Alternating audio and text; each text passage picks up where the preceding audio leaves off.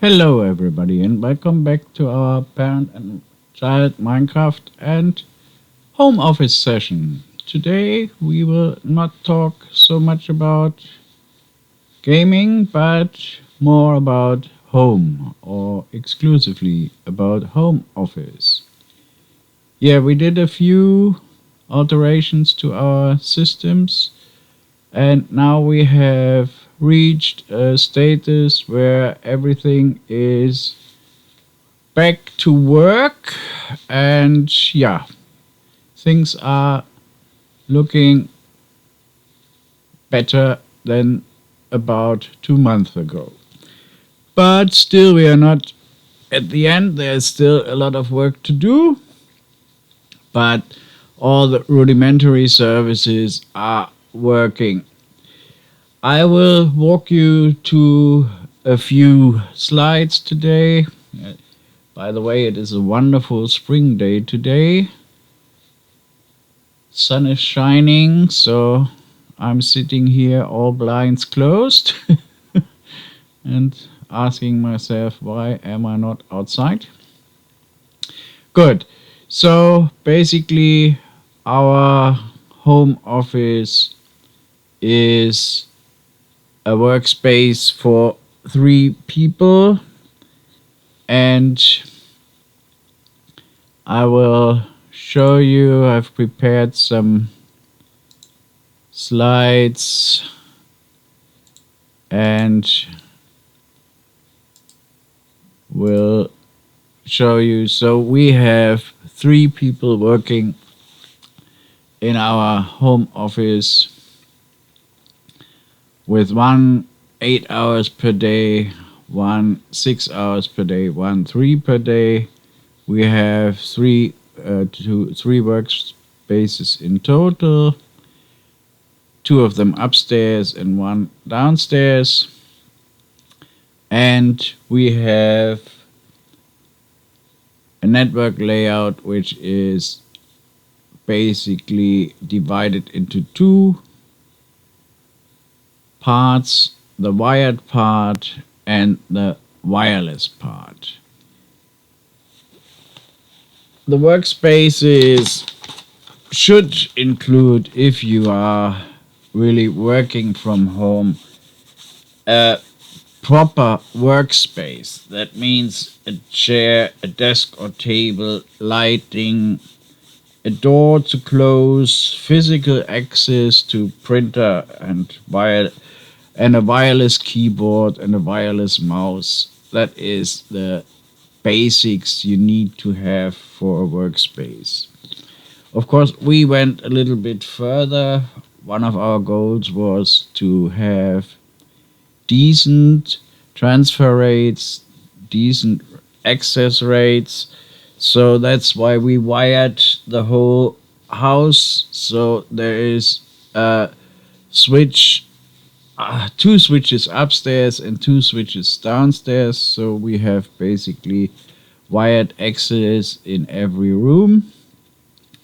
And as we couldn't wire some places up without breaking the bank, we decided to have a wireless system in place with a mesh, which is basically a separated wireless router and a wireless access point. So we have very good wireless in every part of the house. So you can work from your bathtub if you want to, but probably you don't want to. But anyway, yeah, so every inch and every square centimeter of the house has very good wireless access, and it even includes the terrace and the front of the house. So if I can go to the car and have wireless access in the car if I need to work in a more secure measure, so that nobody can watch over my shoulder. So what is the main workhorse for me is the PC, and you can see I have a pretty normal PC. It is a Dell Optiplex 5070 with a total of 2 terabyte of storage, and I also have a shared network device which has 6 terabyte of storage to share data from different devices, and yeah, basically it is like a cupboard where we leave our stuff. So the setup is basically that we have Win remote copy for copying files between the different machines. If I don't use the command line, so one of the most frequently used programs is the Ubuntu extension of Windows, because that gives me access to the server or to the servers. And you can see we have the various server spaces on our desktop. One program you will enjoy if you have it is tree size. So that shows you how much space you spent and which files are worth copying to another location if you get to the point where you have a need of space. For website programming, we use Visual Studio. For our music, we use Audacity and Avid. And for the YouTube videos, we use OBS Studio. For our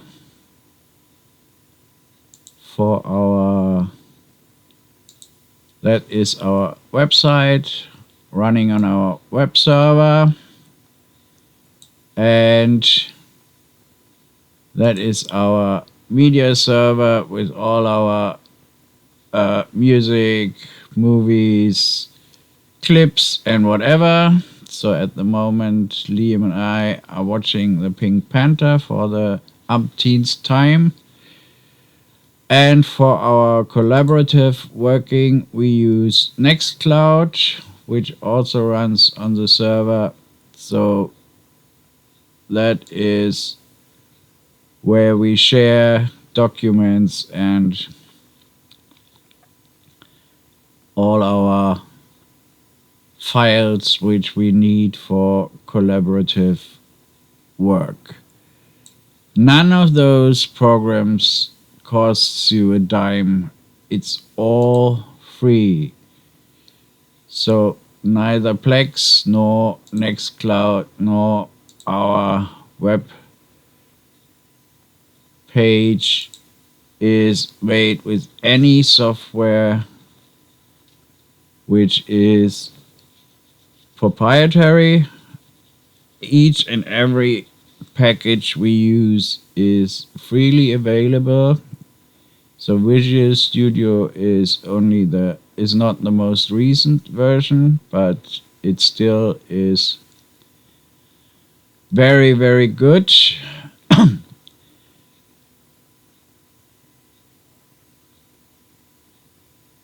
And OBS Studio is free.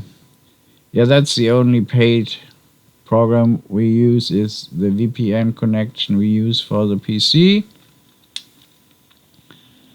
And that is basically the setup which we use for our day-to-day work. All the administrative and financial stuff is made with Office, with LibreOffice, which is also freely available. So that is our main setup, and that is all we use. I mean, we have one not so very recent Microsoft Office version, but that is really only for people who insist on Office files. Usually we don't need any software, any proprietary software to work with. Why do we use a network layout for two networks? Yeah, that is because if you really have a working home office, then the number of devices you will have on the network increases exponentially over time.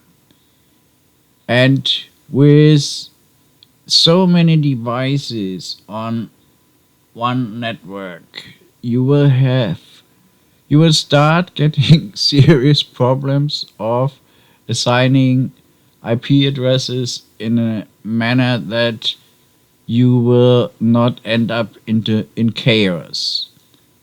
And the second thing is, it is just let me put it that way. Wireless LAN is not that safe. It's always that safe as the weakest link in your office allows. And somehow we managed to see that people had setups on their laptops or on their wireless devices which weren't that safe, and you can of course not intrude our net from the onset, but if you have access to one of the devices which is on the net, then it is possible. And to just be on the safe side, we separated the network and the wired and the wireless network so that the most security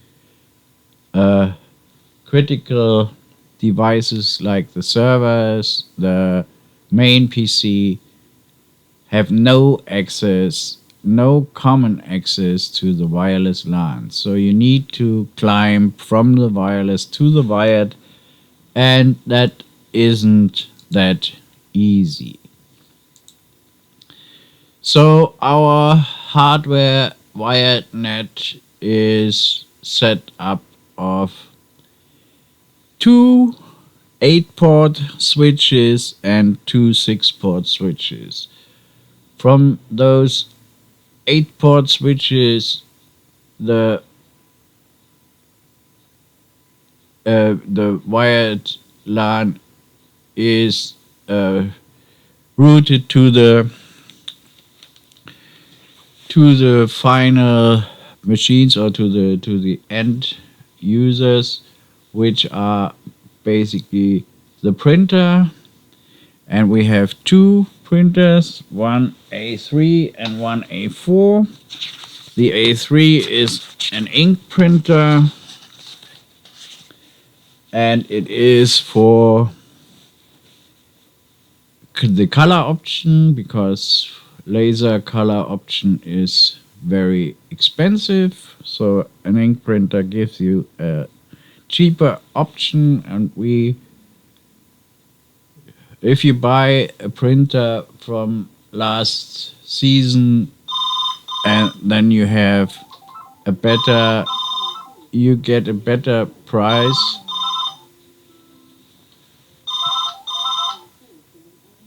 Yeah, you see, somebody is desperately trying to get in touch. One of those spam calls. So, yeah, and for the high quality, yeah, the A3 printer is for spreadsheets, for posters, for leaflets and brochures, in general, if we want to print in color. For high-end quality mono printouts, we use a laser A4 printer. Then we have the PC on our wired network. We have our docking station for the laptop. We have three servers, a web server, a data server, and a mixed game and backup server. They are all wired. Also wired are the two HDMI monitors, which are originally TVs, which we bought with minor blemishes for less than half price. So we have OLED TVs working as monitors, which is pretty good because with full UHD you can split your monitor into basically two working monitors and have a decent view and a decent resolution. Then we have the mesh system, which is connected to the wireless router, to the wired router, and divides the wireless signal. So the router, the original broadband router, is only serving the wired portion of the net, and the mesh router is used for the wireless. And then we have our lighting and Android TV so that we can use Google Up and everything. And we have all our, basically all our light is wireless, so that and controllable via Android, so that we can set our light levels per voice command, which is really, it is a real benefit if you work from home and you don't have to get up. Also, we have all the phone systems on hand free, so that you don't need to pick up the phone and that you can just answer all the calls via hands free if you want to. On our wireless network, we have 3 mobile phones. We have 2 laptops. We have the mesh extender. We have an Android 10 car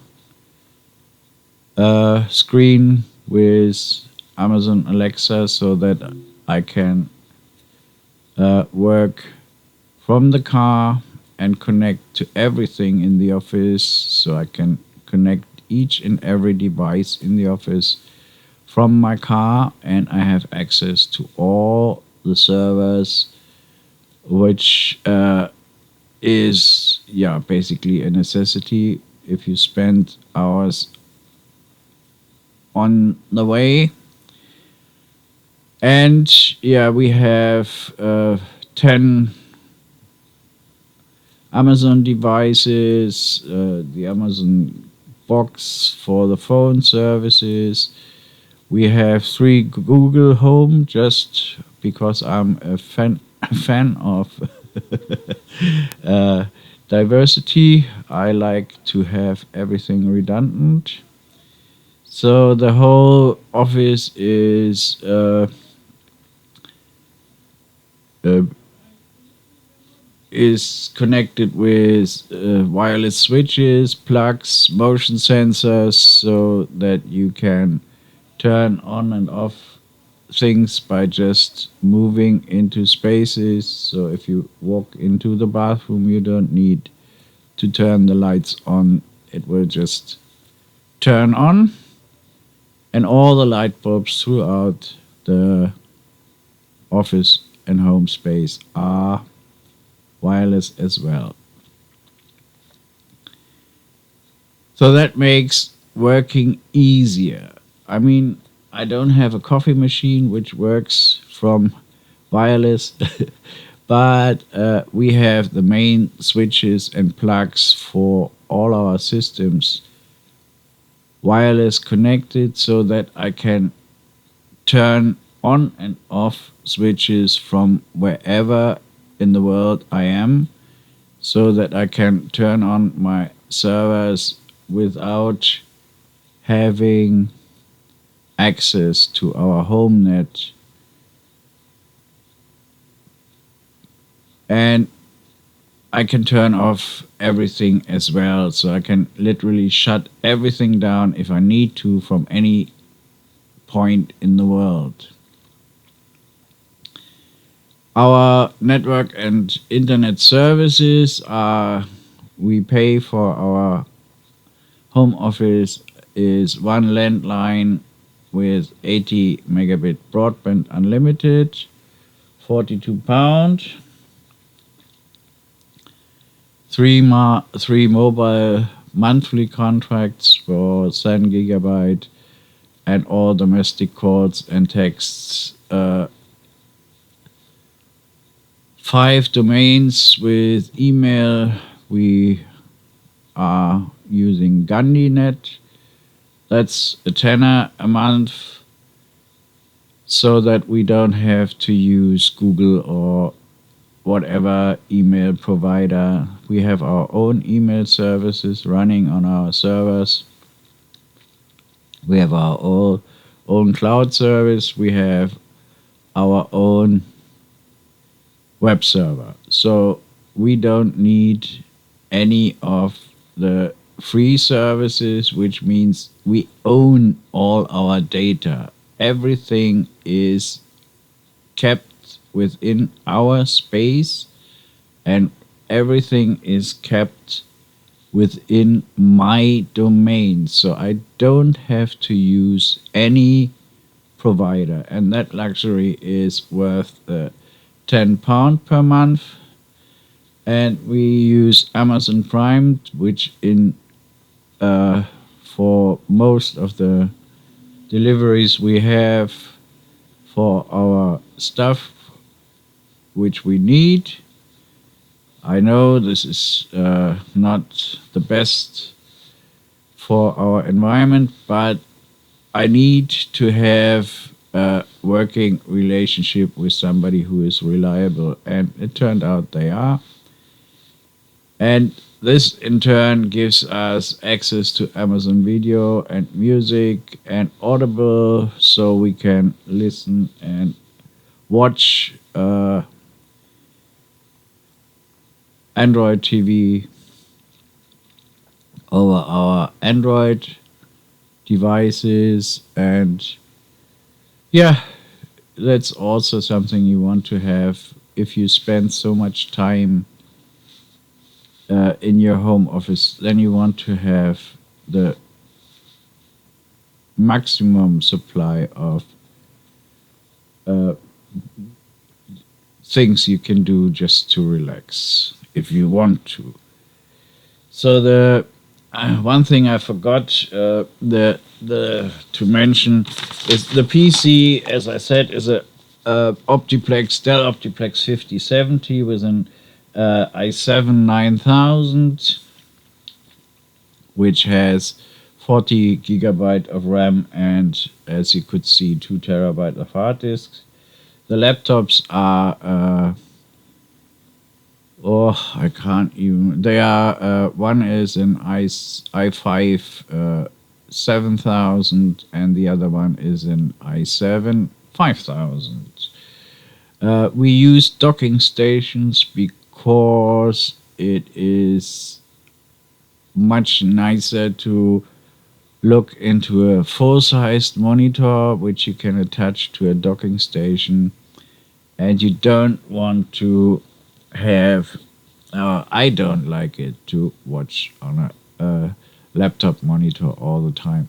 So basically, I use the laptop for the easy tasks like email or whatever simple task, an easy spreadsheet or something. And if it is more difficult and if it is more security concerning, then I use a PC which has the static VPN connection and is connected to a 55-inch OLED monitor with a UHD resolution.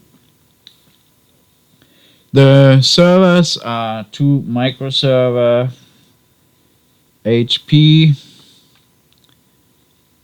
Yeah, the laptops are Lenovo's. Yeah, so that's the servers are two microserver, each with 8 terabyte of hard disk capacity, and there we run the storage space for our video editing, music editing, and basically for all the. We also do encryption and data services, so we park all the client data files we use and for encryption and put them on the servers. It's also used as a mail server, the web server, and the Samba server to provide the collaborate disk space. And we have one generation 8 terabyte HP GL6 360, which is the host for the virtual machines, also functions as a Samba server, and for all our domains, and also as the game server.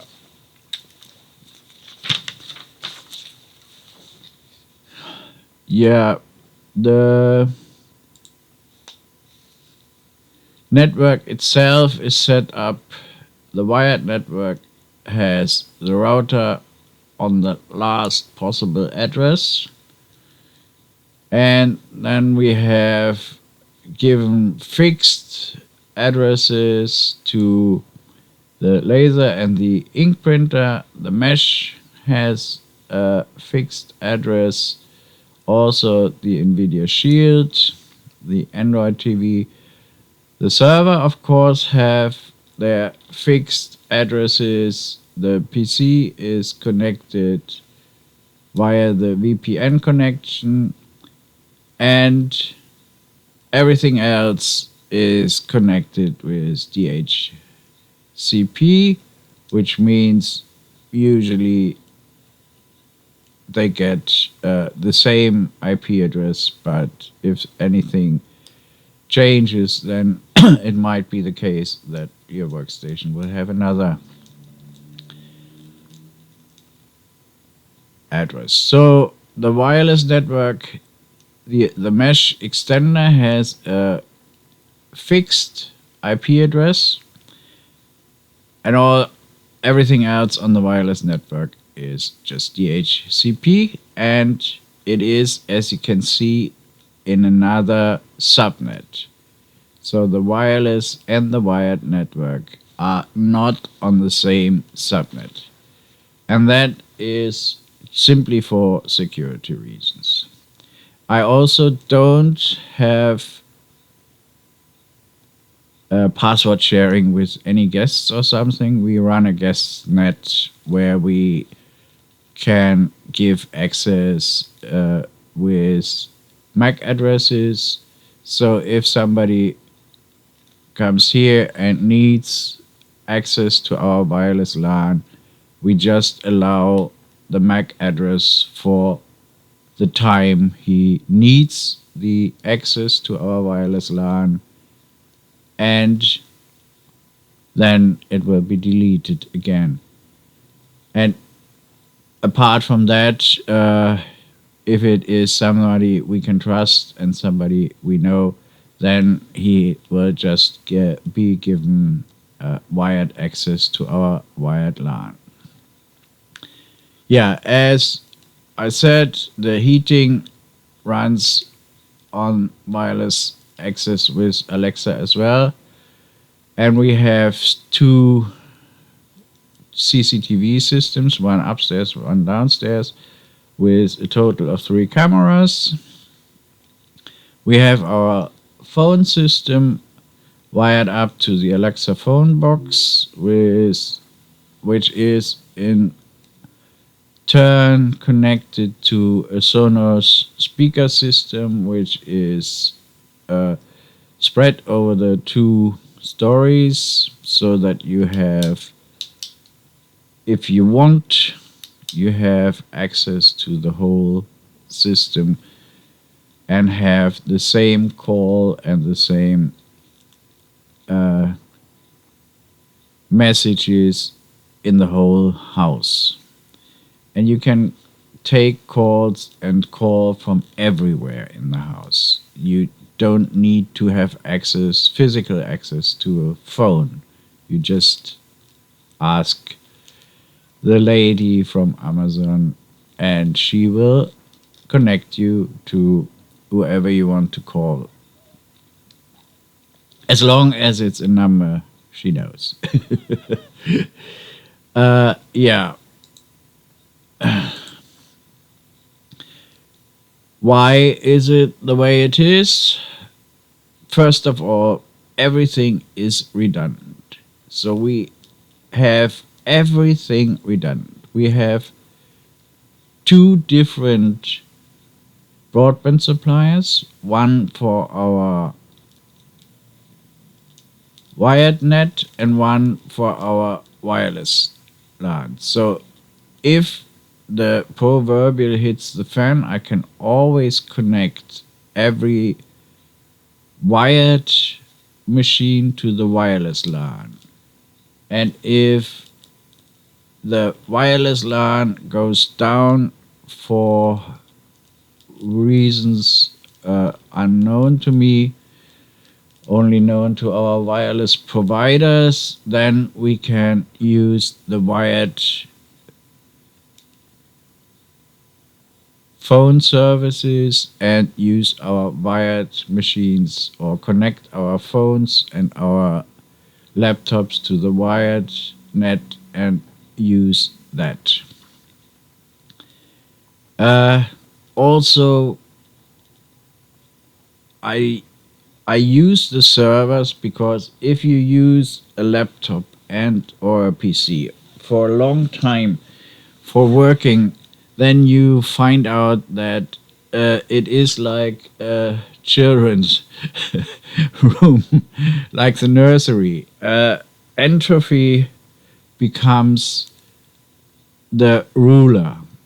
You have more and more difficulties finding yourself through your laptop or through your PC, and what you then you tend to have the problem that you delete files which you don't want to delete because you have problems with the free space. And to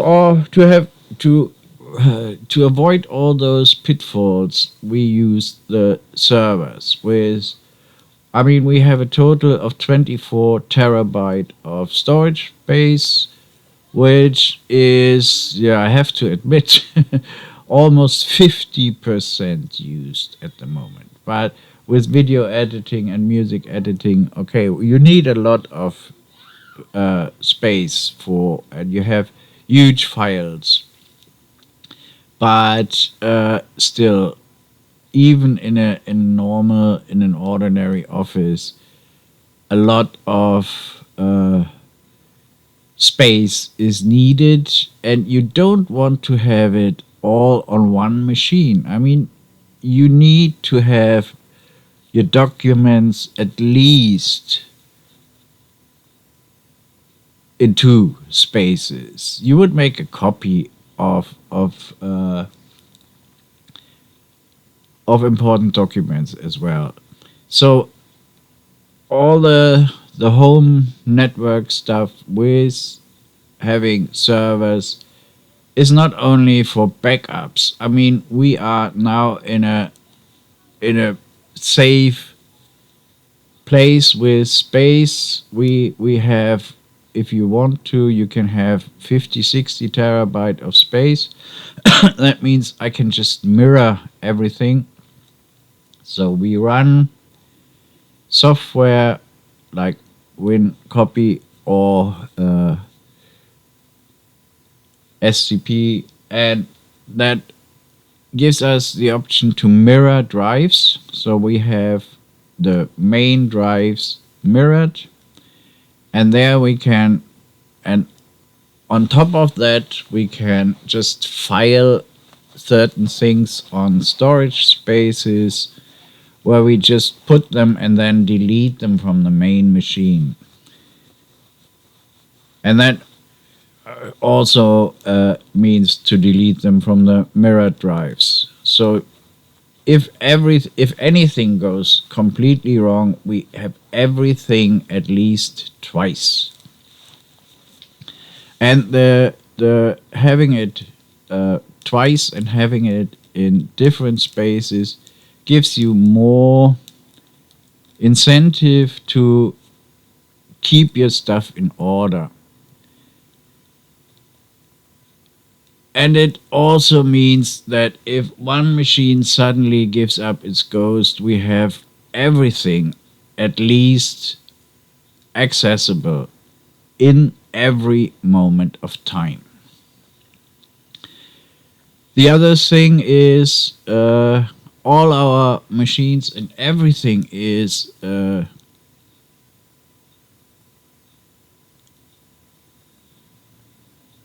how can I put it, is safe with passwords. We don't leave any of our machines without passwords. So you can't access any of our stuff without at least knowing a 4-digit PIN. If it's a phone or a computer or laptop, nothing opens up without access control. And that is pretty basic, because if I take my work laptop to a customer, then I just can't leave things open. So whenever I close the laptop or whenever I close an application, I need to be sure that nobody else has access to it. Also, we have more than one physical space available. That means basically we have 3 offices, and we can, if the thing hits the fan, we can use every space in our we have access to here to use it as an office if necessary. So I can use the car. That's why it has the Android system, which gives me access to our home network via the phone. So the phone is set up as access point, and then I can access the home system from my car, and I have a 10-inch monitor in the car, so that I don't need to have the laptop on my lap, but I can just work from the 10-inch monitor, which is also voice controlled. So I have access to everything from the car from the terrace, from the front, from any space in the house. And yeah, as I said, we have a fallback option in place as well. So on Friday, which is there will be a change in our main switchboard here, where we have a new a new electric switchboard for our fuses installed. That means we will have a whole day without electricity. Everything will be cut off. But that isn't as bad as it could be, because we have our mobile data provider and we can run the laptops on batteries. They will last at least for 8 hours. And we can run one of our servers on a USB, which I bought a battery as well for. So we have one system set up, even if our electricity is cut off. And if it would be for more than a day, then it would be unpleasant, but that would also not kill everything off, because then we can just move the micro server. It is basically a 6 kilo box, and we can take it to a place where we have network access and electricity. So it's not that it would not be the end of time if electricity would be down for more than 24 hours. So, we learned all this the hard way. It isn't it is. I work from home for years now. And I've come across every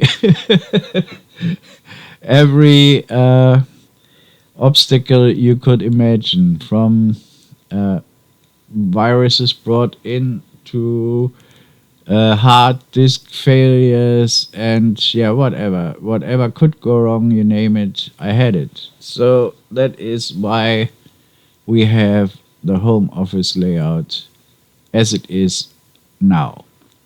And the whole point of security and redundancy and all, it's, as I said, the weakest link is the human. So if somebody is bringing you some nasty stuff into your space, then you will suffer problems. But the moment before I allow somebody into our network, there's always a screening. I will always see what software is installed on their machines before I let them have any access to our network infrastructure. That is about it. I hope you enjoyed it. It is the process of years and years and years. And one thing I forgot to show, the collaborations we do is with Nextcloud. So I don't give access to our servers remote via SSH. SSH access is only internal. If we are remote, we use Nextcloud as cloud service. So we have the security layer of Nextcloud between the router and the firewall and the servers. So somebody is really determined to get in touch with us today. I'm sorry about that, but it will be over in a few seconds, I guess. So that is what we do and how we keep things going. So you see we have a total of 4.5 terabytes for our Nextcloud system.